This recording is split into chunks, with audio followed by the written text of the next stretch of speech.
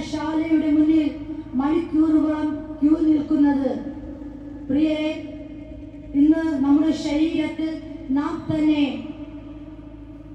മാരകമായ രോഗങ്ങളെ നമ്മിലേക്ക് വിളിച്ചു വരുത്തുകയാണ് ചെയ്യുന്നത്. മദ്യം, മറ്റു ലഹരി പദാർത്ഥങ്ങൾ ഉപയോഗിക്കുന്നത് മൂലം നമ്മുടെ ശരീരത്തിൽ മാരകമായ രോഗങ്ങൾ കടന്നു വരികയും മാത്രമല്ല അതുമൂലം നമ്മുടെ തലച്ചോറിന്റെ താളം തെറ്റുകയും ചെയ്യുന്നു. മലയാളികളുടെ ഇടയിലും മദ്യപാന ശക്തി ദിനം തോറും കുതിച്ചുയരുന്നത് വളരെ നടുക്കത്തോടെയാണ് ദിനം തോറും നാം കണ്ടുവരുന്നത്. സമ്പൽ സമൃദ്ധിയും സംസ്കാര ശുദ്ധിയുമുള്ള ഒരു സമൂഹം കെട്ടിപ്പടുത്തുയർത്തുവാൻ സ്വഭാവ ശുദ്ധിയുള്ള പൗരന്മാർക്ക് മാത്രമേ കഴിയും. എന്നാൽ എവിടെ നോക്കിയാലും ധാർമ്മിക ച്യുതിയും മൂല്യ തകർച്ചയും നടമാടിക്കൊണ്ടിരിക്കുന്നു. മദ്യം ലോകത്തിന്റെ ഏറ്റവും വലിയ വിപത്തുകളിൽ ഒന്നായി മാറിക്കൊണ്ടിരിക്കുന്നു. ഇതിനെ പ്രോത്സാഹിപ്പിക്കുന്ന ഒരു രാജ്യം ഉന്നതി പ്രാപിക്കുന്നില്ല. മറിച്ച് അലസന്മാരെയും ക്രിമിനലുകളെയും മാത്രമേ സൃഷ്ടിക്കുവാൻ കഴിയുകയുള്ളൂ. നാം എല്ലാവരും ബഹുമാനിക്കുന്ന ശ്രീ നാരായണ ഗുരു മദ്യത്തെ കുറിച്ച് ഇപ്രകാരമാണ് പറഞ്ഞിരിക്കുന്നത്: മദ്യം വിഷമാണ്, അത് ഉപയോഗിക്കരുത്, ഉണ്ടാക്കരുത്, കുടിക്കരുത് എന്നാണ്. പ്രിയരെ, മദ്യ വിൽപ്പനയിൽ മുന്നിൽ നിൽക്കുന്ന സംസ്ഥാനം എന്ന് പറയുന്നത് നാം പാർക്കുന്ന നമ്മുടെ ഈ കേരളമാണ്. മലയാളികളുടെ ഏത് ആഘോഷവേളകളിലും മുന്നിൽ നിൽക്കുന്ന കഥാപാത്രം എന്ന് പറയുന്നത് ഈ ലഹരി പദാർത്ഥങ്ങളാണ്. പ്രിയരെ, നമ്മുടെ മുൻപിൽ ഇതാ ഓണം കടന്നു വരുന്നു. ഇന്ന് ഓണത്തിന്റെ ആഘോഷവേളയിൽ വളരെയധികം ജനങ്ങൾ സന്തോഷത്തോടെ ആയിരിക്കുന്നു. ഒരു കൂട്ടം ജനത സന്തോഷത്തോടെ ആയിരിക്കുമ്പോൾ മറ്റു ജനത വളരെയധികം സങ്കടത്തോടെയാണ് ഇരിക്കുന്നത്. കാരണം ഇന്ന് മദ്യ ലഹരിയിൽ അവരുടെ ഭർത്താക്കന്മാർ അല്ലെങ്കിൽ ഈ സമയങ്ങൾ വളരെയധികം മദ്യം ഉപയോഗിക്കുന്നതായി കാണുവാൻ കഴിയുന്നു. മദ്യം ഉപയോഗിക്കുന്നത് മുഖാന്തരം അവരുടെ ഭവനത്തിൽ സമാധാനമില്ല, സന്തോഷമില്ല. പ്രിയരെ, മദ്യം ഉപയോഗിക്കുന്ന ഒരു വ്യക്തിയെ കുറിച്ച് പഠിക്കുകയാണെങ്കിൽ മദ്യം തന്റെ കീശയിൽ നിന്ന് പണത്തെ ഇല്ലാതാക്കുന്നു, തന്റെ ഭർത്താവിൽ നിന്ന് ഭാര്യയെ നഷ്ടമാകുന്നു, തന്റെ അല്ലെങ്കിൽ പിതാവിൽ നിന്ന് മക്കളെ നഷ്ടമാകുന്നു. അല്ലെങ്കിൽ മദ്യം ഉപയോഗിക്കുന്നത് മൂലം തന്റെ ശരീരത്തിൽ നിന്ന് ആരോഗ്യത്തെ നഷ്ടമാകുന്നു, ആത്മാവിൽ നിന്ന് നിത്യജീവനെ അകറ്റുന്നു.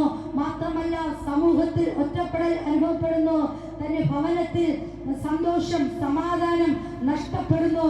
തങ്ങളുടെ ഭവനത്തിൽ മാത്രമല്ല, തങ്ങൾ ആയിരിക്കുന്ന സമൂഹത്തിൽ അവർ ഒറ്റപ്പെടൽ അനുഭവപ്പെടുന്നു. പ്രിയരെ, ഇന്ന് ആണവായുധം കഴിഞ്ഞ ലോക ജനതയെ മരണത്തിലേക്ക് നയിക്കുന്ന വലിയൊരു വിപത്താണ് മദ്യം, മറ്റു ലഹരി പദാർത്ഥങ്ങൾ.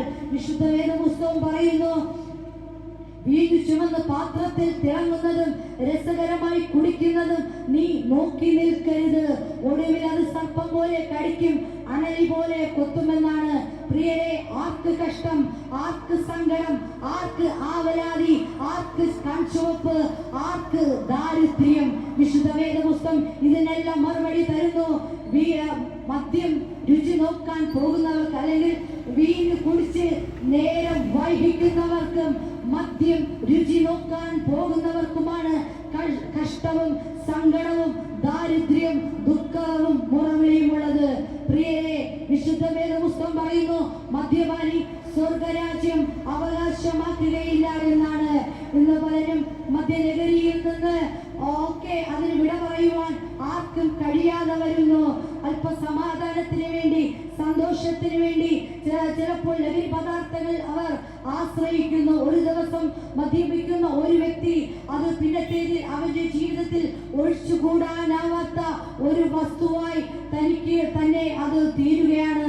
താൻ നിയന്ത്രിച്ചിട്ടും തന്നെ നിയന്ത്രിക്കാൻ കഴിയാതെ വളരെയധികം ഭാരപ്പെടുന്നു. തനിക്ക് സമൂഹത്തിലും ഭവനത്തിലും ഒറ്റപ്പെടൽ വരുമ്പോൾ, തനിക്ക് സമൂഹത്തിൽ നിന്നും ഭവനത്തിൽ നിന്നും സ്നേഹമോ സന്തോഷമോ കിട്ടാതെ വരുമ്പോൾ തനിക്ക് ഉണ്ടാകുന്ന ഒരവസ്ഥയാണ് ആത്മഹത്യ പ്രവണതയാണ് തന്റെ ജീവിതത്തിൽ ഉടലെടുക്കുന്നത്. ചിലപ്പോഴൊക്കെ ഓരോ ആൾക്കാരുടെ സന്ദേശപ്രകാരം ഡി അഡിക്ഷൻ സെന്ററുകളിലും ധ്യാന കേന്ദ്രങ്ങളിലൊക്കെ സന്ദർശിക്കാറുണ്ട്. പല ഡോക്ടേഴ്സിൽ നിന്നും കൗൺസിലിംഗ് എന്നൊക്കെ അവർ കേൾക്കാറുണ്ട്. പക്ഷേ ഇതിൽ നിന്നും പരിഹാരം ഒരു വ്യക്തികൾക്കും ലഭിക്കാതെ വരുമ്പോൾ അവർ ആത്മഹത്യ ചെയ്യുന്നതായി നമുക്ക് കാണുവാൻ കഴിയുന്നു. പ്രിയരെ, ആത്മഹത്യ ഒന്നിനും ഒരു പരിഹാരമല്ല. പ്രിയരെ, താങ്കളുടെ ഏത് നീറുന്ന പ്രശ്നത്തിനും കർത്താവായ യേശുക്രിസ്തുവിൽ പരിഹാരമുണ്ട്. പ്രിയരെ, നിങ്ങളുടെ ഏത് നീറുന്ന പ്രശ്നത്തിനും കർത്താവായ യേശുക്രിസ്തുവിൽ പരിഹാരമുണ്ട്. പുണ്യതീർത്ഥങ്ങൾ സന്ദർശിക്കേണ്ടതില്ല, തീർത്ഥാടനങ്ങൾ നടത്തേണ്ടതില്ല, പുണ്യതീർത്ഥത്തിൽ കുളിക്കേണ്ടതില്ല, നേർച്ച കാഴ്ചകൾ നൽകേണ്ടതില്ല. പകരം കർത്താവേ, ഞാൻ അങ്ങയുടെ അരികിലേക്ക് അണയുന്നു, എന്റെ പാപം പോക്കണമേ, എന്റെ ശാപം തീർക്കണമേ എന്ന് ഏറ്റു പറഞ്ഞ് പ്രാർത്ഥിക്കാൻ തയ്യാറായ നിങ്ങളുടെ ഏത് തീർന്ന പ്രശ്നത്തിനും കർത്താവായ യേശുവിൽ പരിഹാരമുണ്ട്. പ്രിയരെ, ഒരുപക്ഷെ ഈ നീറുന്ന ഈ രോഗത്തിൽ നിന്നും ഞാൻ എങ്ങനെ രക്ഷപ്പെടുമെന്ന് ഓർത്തായിരിക്കും താങ്കൾ വ്യാകുലപ്പെടുന്നത്. പ്രിയരെ, നിങ്ങളുടെ ഏത് നീറുന്ന പ്രശ്നത്തിനും കർത്താവായ യേശുക്രിസ്തുവിൽ പരിഹാരമുണ്ട്. നിങ്ങളുടെ ഏത് രോഗാവസ്ഥയിലും കർത്താവായ യേശുക്രിസ്തുവിന് പരിഹാരമുണ്ട്. ആ കർത്താവായ യേശുക്രിസ്തു നിങ്ങളെ സൗഖ്യമാക്കും. ഇന്നേക്ക് 2024 വർഷങ്ങൾക്ക് മുൻപ് മുഴുവൻ മാനവ ജനതയുടെ പാപത്തിന്റെ പരിഹാരത്തിനായി യേശുക്രിസ്തു കാൽവരിയിൽ മരിച്ചു. ആ കർത്താവായ യേശുക്രിസ്തുവിൽ വിശ്വസിക്കുന്നവർക്ക് നിത്യജീവനുണ്ട്. ആ കർത്താവായ യേശുക്രിസ്തുവിൽ നിങ്ങൾ വിശ്വസിക്കുന്നു. എന്റെ ശബ്ദം ശ്രവിക്കുന്ന പ്രിയ സ്നേഹിതരെ, ആ കർത്താവായ യേശുക്രിസ്തുവിൽ താങ്കൾ വിശ്വസിക്കുന്നുവോ? കാലസമ്പൂർണതയിൽ കന്യകയിൽ ജനിച്ചവനായി കാലത്തൊഴുത്തിൽ പിറന്നവൻ, കാലത്തെ AD എന്നും BC എന്നും രണ്ടായി ഭാഗിച്ചവൻ, മാത്രമല്ല കാറ്റിനെയും കടലിനെയും ശാന്തമാക്കിയവൻ, പാപത്തെ വെറുത്ത് പാപികളെ സ്നേഹിച്ചവൻ, ഭാരമേറിയ മരക്കുരിശും പേർക്കൊണ്ട് ഗോൽഗോത്ത മല കയറിയവൻ, മാത്രമല്ല താൻ അരിമത്തിലെ യോസേഫിന്റെ കല്ലറയിൽ അടക്കപ്പെട്ടവൻ, അവസാനത്തുള്ള രക്തവരെയും നമുക്ക് വേണ്ടി ഒഴുക്കി തന്നവൻ. അവൻ ആരാണ്?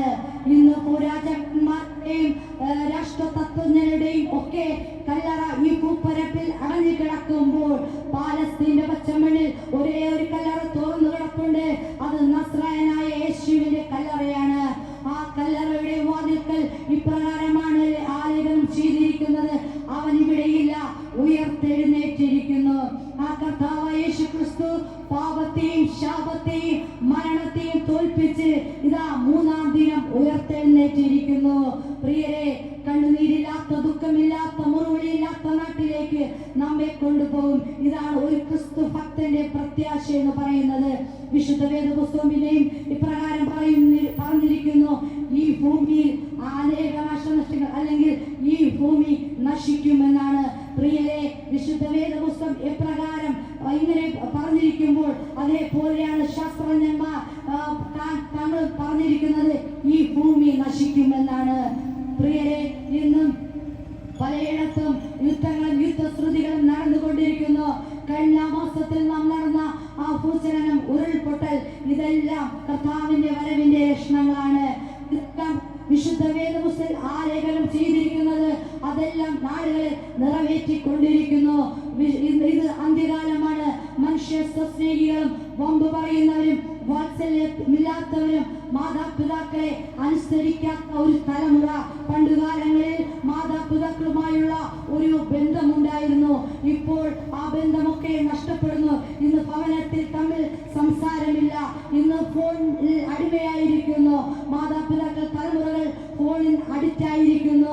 പ്രിയരെ, തമ്മിൽ ഒരു സ്നേഹബന്ധമില്ല. മാതാപിതാക്കൾ, കുഞ്ഞുങ്ങൾ തമ്മിൽ ഒരു സ്നേഹബന്ധമില്ല. വിശുദ്ധ വേദപുസ്തകം പറയുന്നു: മനുഷ്യർ സ്വസ്നേഹികളും വമ്പ് പറയുന്നവരും വാത്സല്യമില്ലാത്തവരുമായി തീരും. മാതാപിതാക്കളെ അനുസരിക്കാത്ത തലമുറ. പണ്ടുകാലങ്ങളിൽ മാതാപിതാക്കളെ അനുസരിക്കുന്ന ഒരു തലമുറ ഉടലെടുത്തിട്ടുണ്ടെങ്കിൽ ഇന്ന് നമുക്ക് കാണുവാൻ കഴിയുന്നത് മാതാപിതാക്കളെ അനുസരിക്കാത്ത തലമുറ. ഇന്ന് അധ്യാപകരെ അനുസരിക്കാത്ത തലമുറ, മുതിർന്നവരെ ബഹുമാനിക്കാത്ത തലമുറ. പ്രിയരെ, വിശുദ്ധ വേദപുസ്തകം എപ്രകാരമാണ് എഴുതിയിരിക്കുന്നത് അതെല്ലാം അച്ചടി പോലെ ഇന്ന് നാളുകളെ നിറവേറ്റിക്കൊണ്ടിരിക്കുന്നു. മരണം മനുഷ്യനെ കാർന്നു പിടിച്ചുകൊണ്ടിരിക്കുന്നു. ഇന്ന് മനുഷ്യർ, അതേപോലെ തന്നെ മനുഷ്യർ അവരുടെ വയസ്സ് ചെന്നല്ല, എപ്പോൾ വേണമെങ്കിലും മരണം സംഭവിക്കാം. ഭക്ഷണം കഴിച്ച് മരിക്കുന്ന ഒരു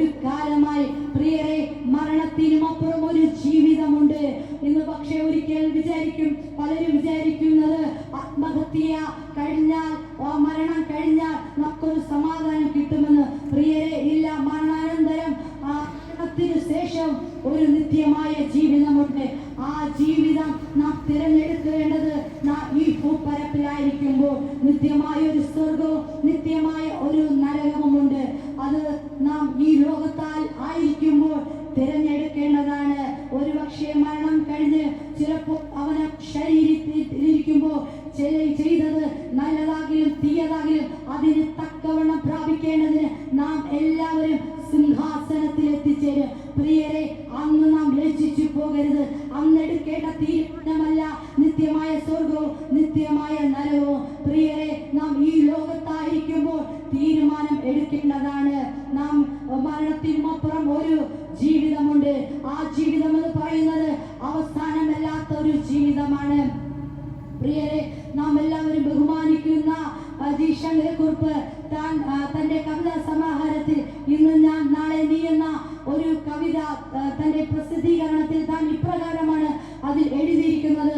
ആ കവി ഇങ്ങനെ നോക്കി നിൽക്കവേ ഒരു പാവപ്പെട്ട മനുഷ്യന്റെ ശവമഞ്ചം ചിലർ ചുമന്നുകൊണ്ട് ശ്മശാനത്തിലേക്ക് പോകുന്ന ആ വിലാപയാത്ര കണ്ടിട്ട് ആ വ്യക്തി അല്ലെങ്കിൽ ആ കവി മനസ്സിലാക്കിയത് ഇപ്രകാരമാണ്. ആ ശവമഞ്ചം മൗനമായി വിളിച്ചറിയിക്കുന്നത്, അല്ലയോ സ്നേഹിത, ഇന്ന് ഞാൻ നാളെ നിന്റെ വിധിയും ഇപ്രകാരമാണ്. ആ കവി മൗനമായി അല്ലെങ്കിൽ ആ മൗനമായ സത്യം കവി മനസ്സിലാക്കിയതുപോലെ നാം ഗ്രഹിച്ചിട്ടുണ്ടോ? പ്രിയരെ, മരണം എപ്പോൾ വേണമെങ്കിലും നമ്മെ പിടികൂടാം. മനുഷ്യൻ ജനിച്ചിട്ടുണ്ടെങ്കിൽ മരണമുണ്ട്, നിശ്ചയമാണ്. അത് എപ്പോഴത് മനുഷ്യർക്ക് അറിയുകയില്ല. ഇപ്പോഴാണോ ഒടുക്കമാണോ അടുത്ത നിമിഷം നാം ജീവിച്ചിരിക്കുമ്പോൾ എന്ന് പറയുവാൻ ആർക്കും ഉറപ്പില്ല. ഒരു പക്ഷേ താങ്കൾ വിചാരിക്കും, ഇന്ന് മനുഷ്യർ വിചാരിക്കുന്നത് ഇപ്രകാരമാണ്, മരണാനന്തര ചടങ്ങുകൾ എന്നെ നിത്യതയിലേക്ക് എത്തിക്കുമെന്ന്. പ്രിയരെ, ഇല്ലവേ ഇല്ല. മരണാനന്തര ചടങ്ങുകൾ ആരെയും നിത്യതയിലേക്ക് എത്തിക്കുന്നില്ല. പ്രിയരെ, നാം ലോകത്തിൽ ആയിരിക്കുമ്പോൾ കർത്താവ് യേശുക്രിസ്തുവിനെ അറിഞ്ഞുവെങ്കിൽ, കർത്താവിന് വേണ്ടി ജീവിച്ചുവെങ്കിൽ, കർത്താവിന് വേണ്ടി നിലകൊണ്ടുവെങ്കിൽ, കർത്താവിന്റെ കൽപ്പന അനുസരിച്ചുവെങ്കിൽ നിത്യമായ സ്വർഗം ഏവരെയും കാത്തിരിപ്പുണ്ട്.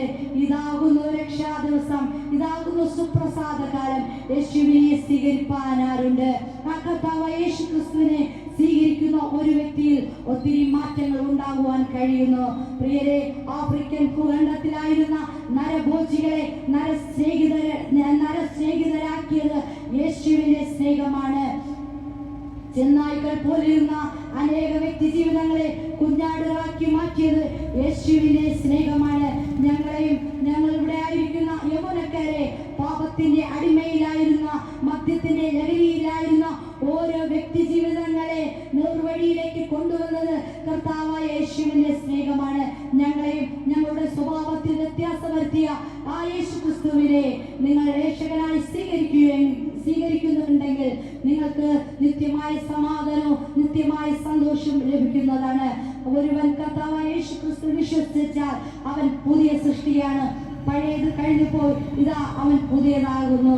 പ്രിയരെ, ആ കർത്താവ് യേശു ക്രിസ്തു വിശ്വസിക്കുന്നു ഏവർക്കും ആ കർത്താവ് നിത്യജീവൻ കൊടുക്കുന്നതാണ്. പ്രിയരെ, ആ കർത്താവായ യേശു ക്രിസ്തു വിശ്വസിക്കുന്നവർക്ക് പുതിയ സൃഷ്ടിയാക്കുവാൻ കഴിയുന്നു. പ്രിയരെ, നിങ്ങളുടെ പഴയ സ്വഭാവം മാറി പുതിയ ഒരു മനുഷ്യനാക്കി തീർക്കുവാൻ ആ കർത്താവ് ആഗ്രഹിക്കുന്നു. ആ കർത്താവ് വാതിൽക്കൽ വന്നുമുട്ടുന്നു. നിങ്ങളുടെ ഹൃദയ കവാടമാകുന്ന വാതിൽ തുറക്കുകയാണെങ്കിൽ നിത്യമായ സമാധാനവും നിത്യമായ സന്തോഷവും നിങ്ങൾക്ക് അനുഭവിച്ചറിയുവാൻ കഴിയും. അതിക്രമം കൊണ്ട് പാപം കൊണ്ട് നിറഞ്ഞിരിക്കുന്ന നിങ്ങളുടെ ഹൃദയം പാപത്തിന് പരിഹാരം വരുത്തിയ ആ യേശുവിന്റെ ക്രൂശിങ്കൽ താഴ്ത്തുകയാണെങ്കിൽ നിത്യമായ സമാധാനം ഇരുളിൽ നിന്ന് നിങ്ങൾക്ക് വെളിച്ചത്തിലേക്കും മരണഭീതിയിൽ നിന്ന് നിത്യമായ ജീവനിലേക്കും ആ യേശു കൈപിടിച്ചുയർത്തും.